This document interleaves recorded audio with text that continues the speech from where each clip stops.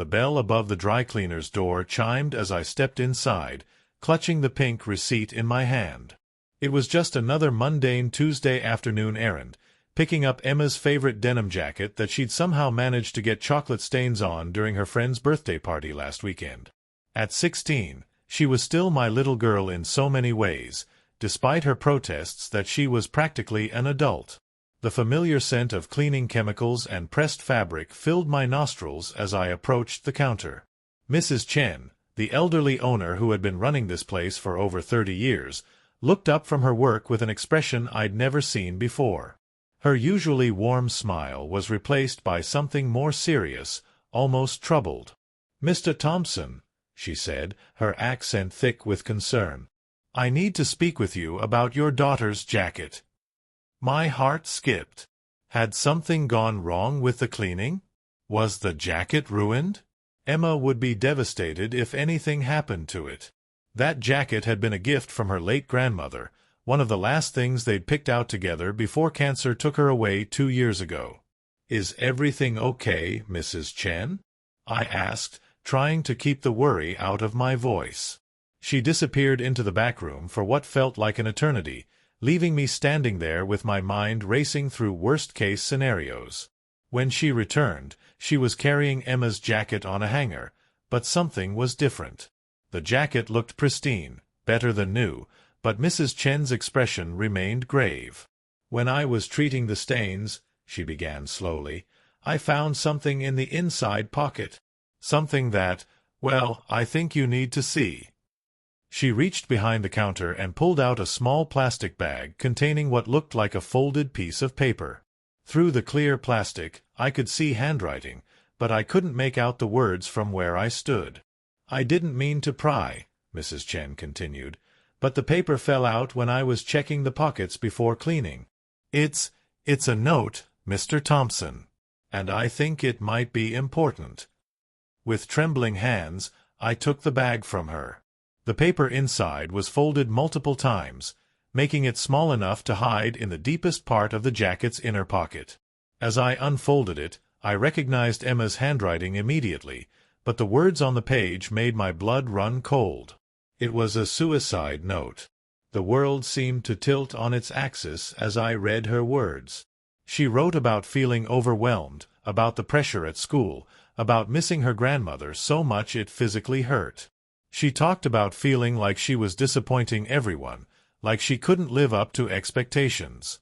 She mentioned feeling invisible, like no one really understood what she was going through.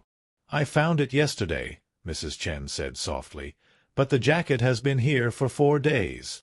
I've been debating whether to call you or not. I lost my own son many years ago. Not to suicide, but to an accident.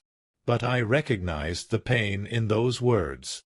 My hands were shaking as I continued reading.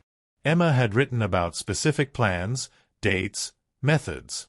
This wasn't just a cry for help or teenage dramatics. This was detailed and thought out, and it was dated just 3 days ago. How did I miss this? I whispered, more to myself than to Mrs. Chen. How did I not see that my own daughter was in so much pain? Mrs. Chen came around the counter and placed a gentle hand on my shoulder. Sometimes the people we love most become very good at hiding their pain from us. They don't want to burden us, so they smile when we're looking and cry when we're not. I thought about the past few weeks. Had there been signs? Emma had been quieter lately, spending more time in her room. She'd been less interested in her usual activities, claiming she was just tired from school. I'd attributed it to typical teenage behavior, maybe some friendship drama or academic stress. I'd been so busy with work, with my own grief over losing my mother-in-law, that I hadn't looked deeper. "What do I do now?" I asked, feeling completely lost. "You go home," Mrs. Chen said firmly. "You talk to your daughter. You listen to her. Really listen. And you get her the help she needs. Professional help. There's no shame in asking for support when someone you love is struggling." I folded the note carefully and put it in my wallet, then took Emma's jacket from the hanger. As I headed toward the door, Mrs. Chan called out to me. "Mr. Thompson," she said, "your daughter is lucky to have a father who cares enough to pick up her dry cleaning. That tells me you care about the details of her life. Use that now. Pay attention to all the details, not just the obvious ones." That afternoon changed everything. The conversation with Emma was the hardest I'd ever had, but also the most important.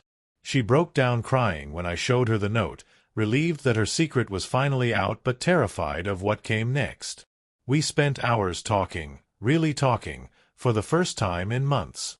We got Emma the help she needed. Therapy, medication, family counseling.